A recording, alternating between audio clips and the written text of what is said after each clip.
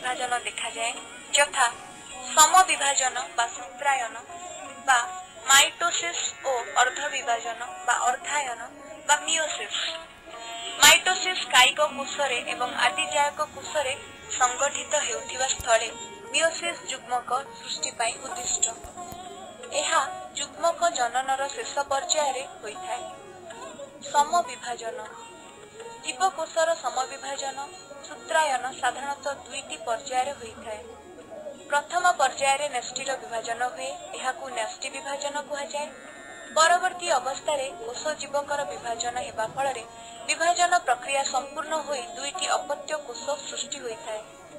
एहा एक जटिल प्रक्रिया एवं एहाकू चारोटी अवस्था वर्णन करा जाई पारे यथा आद्यावस्था, मध्यावस्था, उत्तरावस्था और अंतिमावस्था।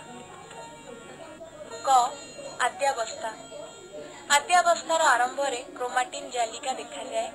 जालिका क्रमे सुस्पष्ट स्थूल रूप धारण करी परिशेष केतोटी निर्दिष्ट संख्यक गुणसूत्र भावे दृश्यमान हुए। आद्यावस्थार शेष बेलू प्रत्येक गुणसूत्र अनुलंब भावे विभाजित होइथिबार देखा जाए, किंतु गुणसूत्र केंद्र ठारे लागि रहिथाय। क्रमे निन्यष्टि और नेष्टि झिली अदृश्य हो जाए। कोषरे थिबा सेंट्रोजम दुई भागरे विभक्त होई कोषर दुई विपरीत मेरु आड़कू गति करती। कोषर दुई मेरु अंचल तर्कुतंतु गठन प्रक्रिया आरंभ हुए। उद्भिद कोषरे सेंट्रोजम नथिबा सत्वे कोष विभाजन स्वाभाविक भावे होइथाय।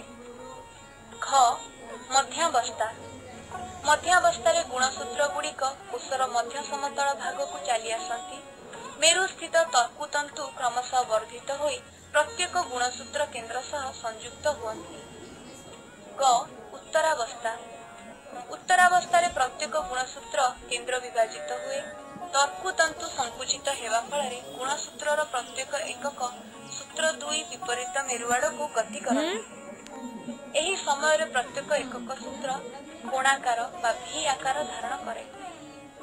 घ अंतिमावस्था अंतिमावस्था अपत्य गुणसूत्र गुड़िक कोषर दुई मेरु जमा हुअन्ति। क्रमशः प्रत्येक गुणसूत्र पुंजर चतुर्दिगरे नेष्टि झिल्ली सृष्टि हुए।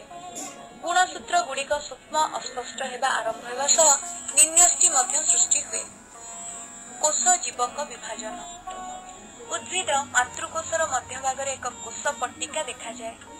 क्रमे यह सुस्पष्ट होई मातृकोषर कोष जीवक दुई भागरे विभक्त हेबा संगे संगे मातृकोषटी दुईटी समरूपी अपत्य कोषरे परिणत हुए। प्राणी मातृकोषरे कोष पट्टिका तैयारी हुए नाही, केवल कोष जीवकर संकोचन होई दुईटी अपत्य कोष तैयारी हुए।